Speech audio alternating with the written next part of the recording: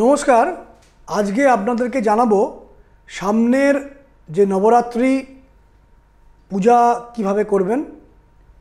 শাস্ত্রে বলছে নবরাত্রি পুজো যারা করেন তাদের সুরক্ষা লাভ হয়, পরিবারে সমৃদ্ধি, শান্তি, বৈভব লাভ হয় এবং মনের আকাঙ্ক্ষা পূরণ হয় যদি ভক্তিভাবে এই নবরাত্রির পুজো করা হয়। যদিও বছরে 4 বার নবরাত্রি আসে, দুটো গুপ্ত নবরাত্রি আসে, মাঘ মাস এবং আষাঢ় মাস, কিন্তু চৈত্র মাসের এই নবরাত্রি এবং শরৎ ঋতুর নবরাত্রি শাস্ত্রে অনুযায়ী পালন করলে অনেক সুখ, সমৃদ্ধি, শান্তি মানুষের জীবনে নেমে আসে। এই চৈত্র মাসের নবরাত্রি সূচিত হচ্ছে 30শে মার্চ। আপনি ঘট স্থাপন করবেন এবং প্রক্রিয়া শুরু করবেন 30শে মার্চ 2025 সকাল 6:30 থেকে সকাল 10টার মধ্যে। পরপর 9টা তিথিতে এই নবদুর্গার পূজা সাধিত হয়। এবারে 9টি তিথি 8 দিনের মধ্যে সম্পন্ন হচ্ছে। তার কারণ একদিনের মধ্যে দুটো করে তিথি পড়ে যাওয়ার জন্য পরপর 9টা তিথি 9 দিন ধরে চলছে না, 8 দিনের মধ্যে সমাপ্ত হচ্ছে এবং দশমীর দিন বিসর্জন করতে হয়। পূজার সামগ্রীগুলো কী কী আমি জানিয়ে দিই। একটি কাঠের চৌকি অর্থাৎ জল চৌকি, লাল কাপড়, 2টি লাল ওড়না বা চুনরি। আমি যে সামগ্রীগুলো বলছি যদি আপনাদের বুঝতে অসুবিধা হয় ভিডিওটাকে থামিয়ে পজ করে আবার প্রথম থেকে শুনবেন, তাহলে বুঝতে সুবিধা হবে এবং লিখে রাখবেন। কিছু পরিমাণে মাটি, 2টি মাটির সরা, কিছু পরিমাণে জব, একটি কাঁসার তৈরি ঘট, 2টি নারকেল, 3টি মৌলি সুতো, 11টি সুপারি। কোন কাজে লাগবে আমি পরে বলছি। একটি কড়ি, একটি 1 গাঁট হলুদ, একটি কয়েন বা 1 টাকার কয়েন বা 5 টাকার কয়েন বা 2 টাকার কয়েন, বেশ কিছু পরিমাণে আতপ চাল। আমি আগেই বলেছি মাটি লাগবে এবং জব লাগবে। 9টি আম্র পল্লব মানে আমের 9টি পাতা সহ আম্র পল্লব, 2টি পান পাতা, একটি পইতে। আমি আগেই বলেছি কিছু পরিমাণে আতপ চাল, কিছু পরিমাণে কালো তিল, এছাড়াও বেশ কিছুটা ঘি প্রদীপ জ্বালানোর জন্য, 2টি নারকেল, কয়েকটি সাদা বাতাসা, কয়েকটি ফুলসহ লবঙ্গ, কয়েকটি এলাচ, জবা ফুল, গাঁদা ফুল, সাদা ফুল এবং একটি পদ্ম ফুল, গঙ্গা জল এবং সাধারণ জল। এবং এর সাথে লাগবে আপনার অগরু, কিছু পরিমাণে সিঁদুর, কিছু পরিমাণে হলুদ গুঁড়ো, সর্ষের তেল এবং লাল চন্দন। এই সামগ্রী লাগবে। প্রথমে করবেন যেটা, সেটা হচ্ছে আপনার মুখ থাকবে পূর্ব দিকে, দেবীর মুখ থাকবে পশ্চিম দিকে। যেখানে পুজো করবেন সেই জায়গাটিকে শুদ্ধ করে নেবেন গঙ্গা জল দিয়ে, সাধারণ জল দিয়ে পরিষ্কার করে দেবেন। জল চৌকিটি রাখবেন। জল চৌকিটি অর্থাৎ কাঠের চৌকিটি রেখে তার উপরে লাল রঙের কাপড় বিছাবেন। তারপরে মায়ের চিত্রপট দেবেন, মূর্তি থাকলে মূর্তি দেবেন। তারপরে লাল চুনটি বিছিয়ে দেবেন। একটি কাঁসার ঘটের কথা আমি আগেই বলেছিলাম, সেই কাঁসার ঘটে মধ্যে জল দেবেন। জল দিয়ে তার মধ্যে কিছু পরিমাণে কালো তিল, কিছু পরিমাণে আতপ চাল, একটি কাঁচা টাকা বা কয়েন, একটি সুপারি, এছাড়াও কিছু পরিমাণে অগরু ওর মধ্যে দিয়ে দেবেন এবং একটি কড়ি দেবেন, একটি সুপারি দেবেন ওর মধ্যে। আমি 11টি সুপারির কথা বলেছিলাম, ওই একটি সুপারি দেবেন। আর বাকি 10টি সুপারি কোথায় আমি পরবর্তীকালে বলছি। এইভাবে ঘটটি নিয়ে ঘটের যে মুখটিতে মৌলি সুতো আমি 3টে বলেছিলাম, একটি মৌলি সুতো ভালো করে ঘটের মুখে বেঁধে দেবেন। 9টি পাক দিয়ে বাঁধবেন এবং বেঁধে যেখানে গিট্টি দেবেন সেটা হচ্ছে আপনার বাঁ দিক, দেবীর ডান দিকে ওই ঘরটি স্থাপন করবেন এবং স্থাপন করার পরে একটি নারকেল নেবেন, ছাড়ানো নারকেল, তার মধ্যে লাল রঙের চুনরি দিয়ে বেঁধে দেবেন এবং সেটাকে 9টা পাক দিয়ে লাল রঙের মৌলি সুতো দিয়ে ভালো করে বাঁধবেন। কোনো জায়গায় যদি আপনাদের বুঝতে অসুবিধা হয় ভিডিওটা পজ করে প্রথম থেকে আবার শুনবেন। এইভাবে নারকেলটি ঘটের ওপর স্থাপন করবেন, আপনার বাঁদিকে জলচৌকির ওপর, দেবীর ডান দিকে। এবার জলচৌকি আরেকটি নিতে পারেন বা আপনি ফ্লোরেও করতে পারেন। একটি মাটির সরা নিয়ে তার মধ্যে বেশ কিছু পরিমাণ মাটি দেবেন, তার মধ্যে জব ছড়িয়ে দেবেন এবং প্রতিদিন কিছু পরিমাণে তার মধ্যে জল নিক্ষেপ করবেন সকালবেলা। 9টা তিথিতে এটি করবেন, পরপর 8 দিন করবেন যাতে সেখান থেকে চারা বেরোয়। প্রতিদিন জল দেবেন কিছু পরিমাণে এবং বলা হয় যত ভালো চারা বেরোবে, সোজাসুজি বেরোবে, তত সেই বাড়ির কল্যাণ লাভ হবে। এরপরে আপনাদের বলেছিলাম যে সুপারি লাগবে 11টি। এই 11টা সুপারির মধ্যে একটি সুপারি, তার মধ্যে সুপারির মধ্যে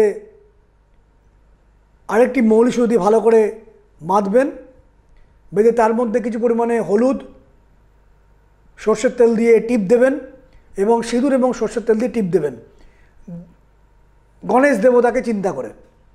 এবং গণেশ দেবতার জন্য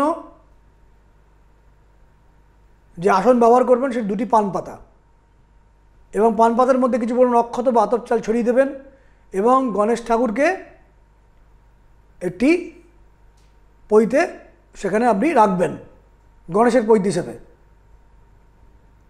আমি 9টি সুপারির কথা আরও বলেছিলাম, মানে টোটাল 11টি সুপারি। একটি সুপারি তো গেছে কলসের মধ্যে, একটি সুপারি হচ্ছে গণেশ দেবকে চিন্তা করে এবং বাকি রয়েছে 9টি সুপারি। 9টি ছোটো ছোটো অক্ষত বা চাল কিছু পরিমাণে জলচৌকির ওপর স্থাপন করবেন। একটি কিছু পরিমাণে অক্ষত, আবার তার পাশে একটু অক্ষত অর্থাৎ আতপ চাল, তারপরে একটু পরিমাণ অক্ষত বা আতপ চাল দেবেন। পরপর 3টে দিলেন, তারপর আবার পরপর 3টে দেবেন এবং তারপর পরপর 3টে দেবেন।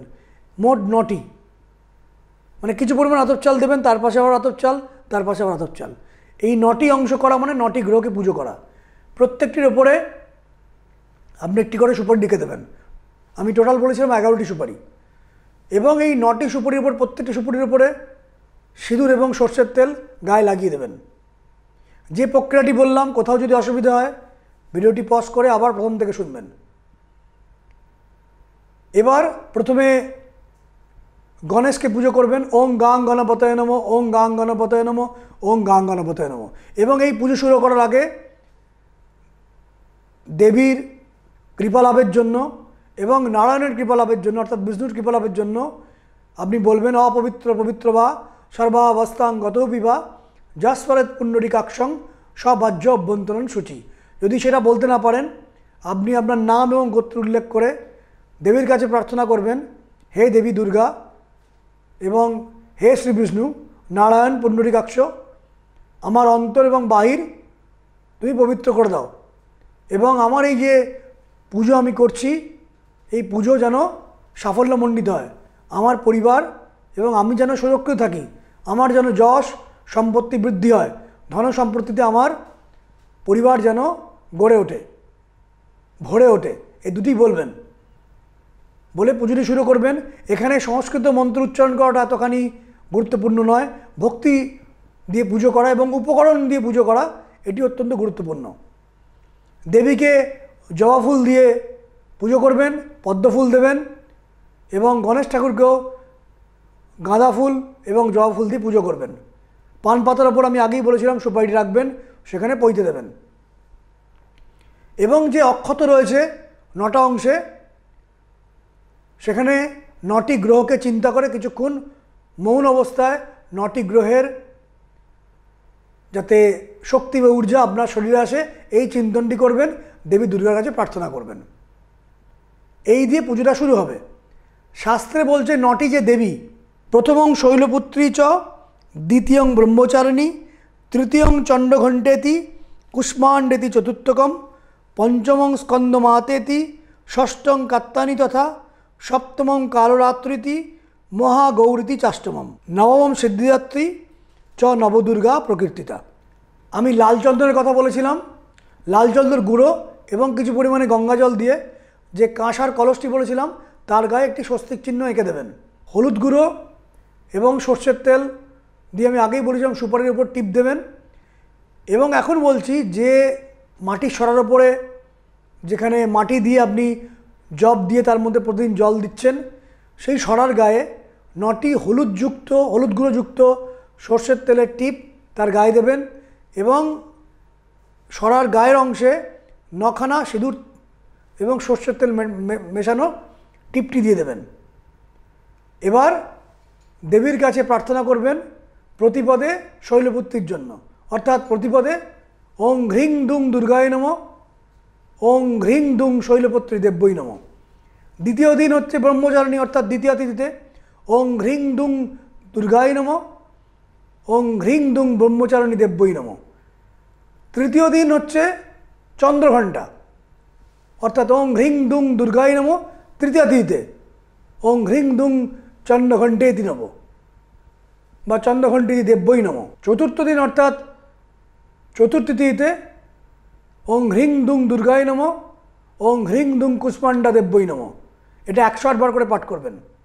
এভাবে পঞ্চমী তিথিতে স্কন্দমাতা, ওং হ্রিং দুং দুর্গায় নমঃ, ওং হ্রিং দুং স্কন্দমাতা দেব্যই নমঃ। ষষ্ঠীতে কাত্যায়নী দেবীর পুজো করতে হবে, অর্থাৎ ওং হ্রিং দুং দুর্গায় নমঃ 108 বার এবং ওং হ্রিং দুং কাত্যায়নী দেব্যই নমঃ। সপ্তমীতে হচ্ছে কালরাত্রির পুজো। সপ্তমী তিথিতে মন্ত্রপাঠ করবেন 108 বার ওং হ্রিং দুং দুর্গায় নমঃ, এটি দুর্গার বীজ, এবং ওং হ্রিং দুং কালরাত্রি দেব্যই নমঃ সপ্তমী তিথিতে। অষ্টমী তিথিতে মহাগৌরী, অর্থাৎ অষ্টমী তিথিতে ওং হ্রিং দুং দুর্গায় নমঃ 108 বার এবং ওং হ্রিং দুং মহাগৌরী দেব্যই নমঃ। নবমী তিথিতে সিদ্ধিদাত্রী, অর্থাৎ নবমী তিথি যখন পুজো করবেন 108 বার পাঠ করবেন ওং হ্রিং দুং দুর্গায় নমঃ, ওং হ্রিং দুং সিদ্ধিদাত্রী দেব্যই নমঃ। এই পরপর 9টা তিথিতে প্রত্যেক দিন একটা করে দেবীর নামের উল্লেখ করবেন, এদের নাম করে পুজো করবেন। যদি সংস্কৃত মন্ত্র উচ্চারণ করতে অসুবিধা হয় আপনি মুখে বলবেন প্রতিপদ তিথিতে, হে দেবী শৈলপুত্রী আমার পুজো গ্রহণ করো, এটি 108 বার বলবেন। দ্বিতীয় তিথিতে হে দেবী ব্রহ্মচারিণী তুমি আমার পুজো গ্রহণ করো, 108 বার বলবেন এবং একবার করে ওং হ্রিং দুং দুর্গায় নমঃ বলবেন। তৃতীয় তিথিতে হে চন্দ্রঘণ্টা দেবী তুমি আমার পুজো গ্রহণ করো। চতুর্থ তিথিতে হে দেবী কুষ্মাণ্ডা তুমি আমার পূজা গ্রহণ করো। এইভাবে পরপর তিথিগুলো মেনটেন করবেন। পঞ্চমী তিথিতে স্কন্দমাতা, হে দেবী স্কন্দমাতা তুমি আমার পুজো গ্রহণ করো, 108 বার বলবেন। এখানে সংস্কৃত মন্ত্র উচ্চারণের থেকেও বেশি গুরুত্বপূর্ণ হচ্ছে ভক্তি দিয়ে তাকে ডাকা, দেবীকে ডাকা। ষষ্ঠী তিথিতে কাত্যায়নী, হে দেবী কাত্যায়নী তুমি আমার পুজো গ্রহণ করো। সপ্তমী তিথিতে কালরাত্রি, হে দেবী কালরাত্রি তুমি আমার পূজা গ্রহণ করো। অষ্টমী তিথিতে কি মহাগৌরী, হে দেবী মহাগৌরী তুমি আমার পূজা গ্রহণ করো এবং আগে ওং হ্রিং দুং দুর্গায় নমঃ এটা পাঠ করে নেবেন। নবমী তিথিতে হে দেবী সিদ্ধিদাত্রী তুমি আমার পূজা গ্রহণ করো এবং প্রত্যেক দিন পূজার পরে ক্ষমা চেয়ে নেবেন, বলবেন আমি ভক্তিহীন, আমি মন্ত্রতন্ত্র জানি না, আমি মন্ত্র উচ্চারণ করতে জানি না, আমি ত্রুটিযুক্ত, আমার মনঃসংযোগ নেই, আমি অনেক ভুল ত্রুটি করেছি, আমাকে কৃপা করো এবং তুমি নিজ গুণে আমার পূজাটি গ্রহণ করো। অন্তর দিয়ে বলবেন, কেঁদে কেঁদে বলবেন, এতে পুজো খুব ভালো হবে। মন্ত্র উচ্চারণের থেকেও বেশি গুরুত্বপূর্ণ অন্তর দিয়ে তাকে ডাকা। প্রত্যেকটি তিথিতে প্রত্যেক দিন পরপর 8 দিন চলবে, এটি করবেন এবং প্রত্যেক দিন কিছু পরিমাণে ভোগ দেবেন। নিয়ম হচ্ছে লুচির ভোগ, সুজির হালুয়া এবং কাবলি ছোলার তরকারি বা চানার তরকারি, এবং প্রত্যেক দিন দেবীকে এবং গণেশ ঠাকুরকে জবা ফুল দেবেন এবং দেবীর জন্য সম্ভব হলে পদ্ম ফুল দেবেন এবং দেবীর জন্য গাঁদা ফুল দেবেন। গণেশ ঠাকুরকেও গাঁদা ফুল দেবেন, সম্ভব হলে পদ্ম ফুল দেবেন, জবা ফুল দেবেন এবং গণেশ ঠাকুরের ভোগ হিসাবে আপনি আরেকটি পান পাতার মধ্যে কিছু পরিমাণে কয়েকটি ফুলযুক্ত লবঙ্গ এবং দুটি সাদা বাতাসা দেবেন, লাল বাতাসা নয়। শাস্ত্রে এরূপ উল্লেখ করছে প্রতিটা তিথিতে আলাদা আলাদা ভোগ আছে। প্রতিপদে শৈলপুত্রীর জন্য যে ভোগ সেটি হচ্ছে ঘি, দ্বিতীয়া তিথিতে ব্রহ্মচারিণীর জন্য যেটি ভোগ সেটি হচ্ছে চিনি, তৃতীয়া তিথিতে চন্দ্রঘণ্টার জন্য যেটি ভোগ সেটি হচ্ছে ক্ষীর বা রাবড়ি, চতুর্থ তিথিতে কুষ্মাণ্ডার জন্য যেটি ভোগ সেটি হচ্ছে মালপোয়া, পঞ্চমী তিথিতে দেবী স্কন্দমাতার জন্য যেটি ভোগ সেটি হচ্ছে কলা, ষষ্ঠী তিথিতে দেবী কাত্যায়নীর জন্য যেটি ভোগ সেটি হচ্ছে মধু, সপ্তমী তিথিতে যে কালরাত্রি তার পুজো হবে তার ভোগ হচ্ছে গুড়, অষ্টমী তিথিতে যে মহাগৌরী যে পুজো হবে তার ভোগ হচ্ছে নারকেল, এবং নবমী তিথিতে সিদ্ধিদাত্রী তার যে ভোগ কিছু পরিমাণে কৃষ্ণতিল বা কালো তিল। একটি কাঁসার থালার মধ্যে এই তিথিগুলোতে এই ভোগগুলো দেবেন, সঙ্গে লুচির ভোগ এবং সুজির হালুয়া এবং চানার তরকারি দিলে ভালো হয়। যখন এই 9টা দিন পুজো করবেন বা 8টা দিন পুজো করবেন, নিয়ম অনেক আছে, কঠিন কঠিন নিয়ম আছে, কিন্তু নিরামিষ থাকলে আপনার ভালো হবে। নিরামিষটা অবশ্যই পালন করবেন এই যে 9টা তিথিতে। আরও অনেক নিয়ম আছে, সেই নিয়মগুলো বলছি না, সহজ সরলভাবে আসল যে উদ্দেশ্যে যে পুজো করা, অন্তর দিয়ে ডাকা, তার কথা বলছি। এই যে 9টা তিথিতে কখনো যেন ওই কলস, যে কলসটির ওপরে আম্রপল্লবের কথা উল্লেখ করেছিলাম, আম্রপল্লব দিয়ে রেখেছেন আপনি যে কলসটির ওপর, এবং যে আম্রপল্লবের ওপর আপনি সিঁদুর এবং সর্ষের তেল দিয়ে টিপ দিয়ে দিয়েছেন এবং হলুদ গুঁড়ো দিয়ে টিপ দিয়ে দিয়েছেন, ওই যে কাঁসার যে কলস বা ঘরটি, যার উপর আপনি আবার নারকেল লিখে চুন্নি দিয়ে আপনি তার উপর স্থাপন করেছেন, সেটি কিন্তু নাড়াবেন না, যে দেবীর চিত্রপট কিন্তু নাড়াবেন না, এবং যে মাটির সরার মধ্যে আপনি মাটি দিয়ে জব রেখে দিয়েছেন, প্রতিদিন জল দিচ্ছেন, সেটি কিন্তু নাড়াবেন না। তাহলে অর্থাৎ কী কী পাওয়া গেল? জলচৌকি, তারপরে কাপড়, তারপরে দেবীর চিত্র, তারপরে লাল চুনরি, ঘট স্থাপন করছেন, ঘটের ওপর, কলসের ঘটের ওপরে লাল চন্দন দিয়ে স্বস্তিক এঁকে দিচ্ছেন, মৌলি বেঁধে দিচ্ছেন 9টি পাক দিয়ে, তারপরে আম্রপল্লব স্থাপন করছেন, তারপর নারকেল স্থাপন করছেন, নারকেলটা চুন্নি দিয়ে বাঁধা আছে, তারপরে মৌলি দিয়ে 9 পাক দিয়ে বেঁধে দিয়েছেন, ওদিকে মাটির ঘট স্থাপন করছেন ডান দিকে, আপনার ডান দিকে, দেবীর বাম দিকে, এবং সুপারিরূপ গণেশ স্থাপন করছেন, গণেশকে পুজো করছেন, সেখানে পৈতে দিচ্ছেন। আমি সংক্ষেপ আবার মনে করে দিচ্ছি, 9টি স্থানে অক্ষত দিচ্ছেন, অক্ষতের ওপর 9টি গ্রহরূপ 9টি সুপারি দিচ্ছেন, যে সুপারির মধ্যে হলুদ গুঁড়ো এবং সিঁদুরের সর্ষের তেলযুক্ত টিপ আছে। 9টি তিথিতে পরপর ভোগ সাজাচ্ছেন, যে ভোগের কথা বলেছিলাম, ঘি, চিনি, ক্ষীর, মালপোয়া ইত্যাদি, এবং প্রত্যেক দিন দেবীর নাম করে করে প্রার্থনা করছেন, ক্ষমা চাইছেন। তার আগে দেহকে, অন্তরকে যাতে পবিত্র থাকে তার জন্য বিষ্ণুর কাছে এবং দেবীর কাছে প্রার্থনা করছেন। প্রত্যেক দিন পুজোর পরে ক্ষমা প্রার্থনা করছেন, যে আপনি মন্ত্রতন্ত্র কিছুই জানেন না, ভুল ত্রুটি হলে দেবী যেন ক্ষমা করে দেয়, এবং কামনা করছেন যেন আপনার সুখ সমৃদ্ধি যেন বৃদ্ধি হয়, আপনি যেন সুরক্ষিত হন। অন্তিম দিনে আমি যজ্ঞের কথা বলেছিলাম, একটি মাটির সরার কথা বলেছিলাম, তার মধ্যে কিছু পরিমাণে কাঠ দেবেন, তার মধ্যে কিছুটা কর্পূর দেবেন, এবং আরেকটি কথা বলে দিই, প্রতিদিন কিন্তু যখন আপনি এই পুজোটি করবেন, অখণ্ড যেন ঘিয়ের প্রদীপ জ্বলে 9টা দিনই। যদি আপনি বাড়িতে একা থাকেন তাহলে কিছু করার নেই, কিছুক্ষণ ঘিয়ের প্রদীপ জ্বালাবেন, তারপর আপনাকে ঘিয়ের প্রদীপটি মানে অটোমেটিক্যালি নিভে যখন যাবে, যখন আপনি বেরোবেন সেই হিসাবে ঘিটা দেবেন। কিন্তু বাড়িতে যদি মানুষ থাকেন, কেউ সদস্য থাকেন, তাদেরকে আপনি জানাবেন ঘিয়ের প্রদীপটি যেন এই 9টা তিথিতে প্রত্যেক দিন যেন জ্বলে, এবং দেবীর কাছে প্রার্থনা করবেন। শুরুর দিন, স্থাপনের দিন কিন্তু আমি আগেই বলে দিয়েছি, 30শে মার্চ সকাল 6:30 থেকে 10টার মধ্যে স্থাপন করবেন। এইভাবে পুজোটি করবেন। ভক্তি দিয়ে পুজো করাটা ভীষণ ইম্পর্টেন্ট এবং উপকরণগুলো দেওয়াটা ইম্পর্টেন্ট, গুরুত্বপূর্ণ। কলস স্থাপনটা গুরুত্বপূর্ণ। মাটির সরা, তার মধ্যে মাটি দিয়ে জব স্থাপন করাটা গুরুত্বপূর্ণ। কলসের মধ্যে আম্রপল্লব 9টি পাতাযুক্ত, তার মধ্যে 9টি ফোঁটা দেওয়া গুরুত্বপূর্ণ। তার মধ্যে নারকেলটি স্থাপন করা গুরুত্বপূর্ণ। এই নারকেলের উপরে চুন্নি দিয়ে দেওয়া গুরুত্বপূর্ণ। এবং 9টি মৌলি, মানে 9টি পাকে মৌলি সুতো দিয়ে বেঁধে দেওয়া গুরুত্বপূর্ণ। ঘটের মুখটা মৌলি সুতো দিয়ে বেঁধে দেওয়া গুরুত্বপূর্ণ। কাঁসার ঘটের ওপরে স্বস্তিক চিহ্ন দেওয়াটা গুরুত্বপূর্ণ। 9টি স্থানে অক্ষত দেওয়া গুরুত্বপূর্ণ, 9টা সুপারি দেওয়া গুরুত্বপূর্ণ। কলসের মধ্যে হলুদ গাঁঠ, সুপারি, একটি কাঁচা কয়েন, কিছু পরিমাণে অগরু, কড়ি, কিছু পরিমাণে কৃষ্ণতিল, কিছু পরিমাণে আতপ চাল দেওয়া গুরুত্বপূর্ণ। গণেশ ঠাকুরকে সুপারি রূপে পান পাতার উপর স্থাপন করা গুরুত্বপূর্ণ। ভোগ দেওয়াটা গুরুত্বপূর্ণ। প্রার্থনা করা গুরুত্বপূর্ণ।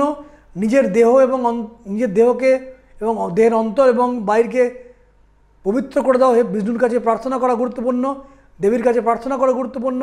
ক্ষমা চাওয়াটা গুরুত্বপূর্ণ এবং কামনা করাটা গুরুত্বপূর্ণ। উপকরণ দিয়ে পুজো করা, অন্তর দিয়ে ভক্তিভাবে ডাকাটা গুরুত্বপূর্ণ। পরপর 9টা তিথি এবং নিরামিষ খাওয়া, কোনো মতেই কিন্তু আমিষ খাবেন না। আরও অনেক কঠিন কঠিন নিয়ম আছে, কঠিন কঠিন মন্ত্র আছে, সেগুলো বলছি না, কিন্তু এইটুকু পালন করলেই অসীম কৃপা বা কল্যাণ আসবে যদি বছরে 2বার করে চৈত্র মাস এবং শরৎ ঋতুতে, যদি শরৎকালে আপনি এই নবরাত্রি এই নিয়ে পালন করেন। যারা এই ভিডিওটা পুরোটা বুঝতে পারলেন না, পজ করে প্রথম থেকে আবার দেখবেন এবং লিখে লিখে নেবেন, তাহলে বুঝতে পারবেন। এবং প্রার্থনাটা ভীষণ মাত্রায় গুরুত্বপূর্ণ। অন্তিম দিনে যেটা বললাম, একটি মাটির সরার মধ্যে নবমীর তিথির দিন কিছু পরিমাণে বেলকাঠ, তার মধ্যে কর্পূর সংযোগ করবেন, তার মধ্যে সাদা বাতাসা দেবেন, কয়েকটি লবঙ্গ, কয়েকটি এলাচ দেবেন এবং কিছু পরিমাণে নারকেল কেটে তার মধ্যে দেবেন। তার মধ্যে আপনি ইচ্ছা করলে কিছু পরিমাণে ঘুঁটে দিতে পারেন, ঘুঁটের কিছু অংশ কেটে, এবং ঘি দিয়ে অগ্নি প্রজ্বলন করবেন এবং ঘৃতাহুতি দেবেন। প্রত্যেকবার ওং হ্রিং দুং দুর্গায় নমঃ, ওং হ্রিং দুং দুর্গায় নমঃ, ওং হ্রিং দুং দুর্গায় নমঃ, এভাবে 108 বার বলবেন। পুরোপুরি 108 বলার পর আপনি দেবীর কাছে আবার প্রার্থনা করবেন। নবমী তিথিতে প্রত্যেক দিন যজ্ঞ করার দরকার নেই। যারা মাটির সরার মধ্যে যজ্ঞ করতে চাইছেন না, তারা ছোটো হোম কুণ্ডের মধ্যেও করতে পারেন। এবং করার সময় অন্তর দিয়ে ডাকবেন দেবীকে এবং করার পর দেবীর কাছে প্রার্থনা করবেন, ক্ষমা চাইবেন। যদি কোনো ত্রুটি হয়ে যায়, নিজ গুণে যেন দেবী ক্ষমা করে দেয়। এবং যখন পুজোটি আরম্ভ করবেন, স্নান করে পুজোটি আরম্ভ করবেন, সকালের দিকে করবেন প্রত্যেক দিন। যখন তিথির পরিবর্তন হবে, তখন আপনি তিথির পরিবর্তনে আবার সকালবেলা করতে পারেন, বা তিথি যদি পরিবর্তন হয় রাতের দিকেও করতে পারেন। কিন্তু প্রথম দিনটা কিন্তু অবশ্যই সকাল 6:30 থেকে 10টার মধ্যে ঘট অর্থাৎ কলস স্থাপন করবেন এবং মাটির সরার মধ্যে জব মাটি দিয়ে স্থাপন করবেন। প্রত্যেকটা তিথিতে প্রতিদিন সকালবেলা কিছু পরিমাণে জল দেবেন। এই হচ্ছে নিয়ম। যখন সমস্ত নবমী তিথি কেটে গেল, দশমী তিথিতে ওই নারকেল চূর্ণি সহ এবং 11টি সুপারি এবং কলসের মধ্যে যে 1 গাঁট হলুদ দিয়েছেন এবং কলসের মধ্যে যে জল সহ এবং কড়ি, কয়েন যা যা রয়েছে, কৃষ্ণতিল এবং গণেশ রূপে যে আপনি পুজো করেছেন, মৌলি দিয়েছেন এবং পৈতে দিয়েছেন, পান পাতা দিয়েছেন এবং যজ্ঞের সমস্ত যা অবশেষ সেটি গঙ্গা জলে বইয়ে দেবেন। দেবীর কাছে প্রার্থনা করবেন এবং নারকেলটিও গঙ্গা জলে বইয়ে দেবেন। এবং যে জব শুদ্ধ যে মাটিযুক্ত অংশ, মাটিগুলো নদীর পাড়ে দিয়ে দেবেন এবং জব অংশ যে চারা অংশটাও সেটাও নদীতে বইয়ে দেবেন। এর অন্য একটি ব্যাখ্যা রয়েছে। অন্য ব্যাখ্যাটা হচ্ছে নারকেলটি বাড়িতে রেখে দেওয়া, যে নারকেলটি আপনি মৌলি সুতো দিয়ে বেঁধেছেন, চূর্ণি দিয়ে বেঁধেছেন। এবং কেউ কেউ বলেন জবের চারার কিছু অংশ আপনার আলমারির যেখানে ক্যাশ রাখেন সেখানে রেখে দেবেন, বা আপনার পার্সের মধ্যে রেখে দিতে পারেন। তো আমার মতে বিসর্জন দেওয়াটা গুরুত্বপূর্ণ। আরও অনেক নিয়ম আছে। 9টি কন্যাকে ডেকে তার কাছে প্রার্থনা করা, তাকে পুজো করা, তাকে গিফট দেওয়া, এগুলো এত করার আজকের ডেটে সম্ভব নয়। যে অংশটি মেন বললাম, প্রার্থনা, কলস স্থাপন, মাটির সরার মধ্যে মাটি দিয়ে জব স্থাপন করা কলস স্থাপনের সময় আম্রপল্লব দেওয়া, তার ওপরে নারকেল দেওয়া, মৌলি সুতো দিয়ে বাঁধা এবং কলসের চারপাশে মৌলি সুতো দিয়ে বেঁধে দেওয়া এবং প্রত্যেক দিন আলাদা আলাদা ভোগ দেওয়া এবং প্রার্থনা করা। প্রত্যেক দিন দেবীর নাম করে পুজো করা, তাকে ডাকা, অন্তর এবং বাহিরকে পবিত্র করা বিষ্ণুর নামে, বিষ্ণুর কৃপায়, এটি অত্যন্ত গুরুত্বপূর্ণ। এই যদি প্রার্থনা আপনি 9টি দিন পরপর করতে পারেন বা 9টি তিথিতে এই পালনটি করতে পারেন, আপনার জীবনে অসীম সুখ, শান্তি, সমৃদ্ধি এবং সুরক্ষা বলয় নির্মাণ হয়ে যাবে আমি জানি, এবং এর দ্বারা মানুষের প্রচুর কল্যাণ লাভ হয়। যারা করবেন তারা অনেক উপকার পাবেন বলে আশা করি। আপনারা ভালো থাকুন, দেবীর কৃপা আপনার উপর নেমে আসুক। নমস্কার।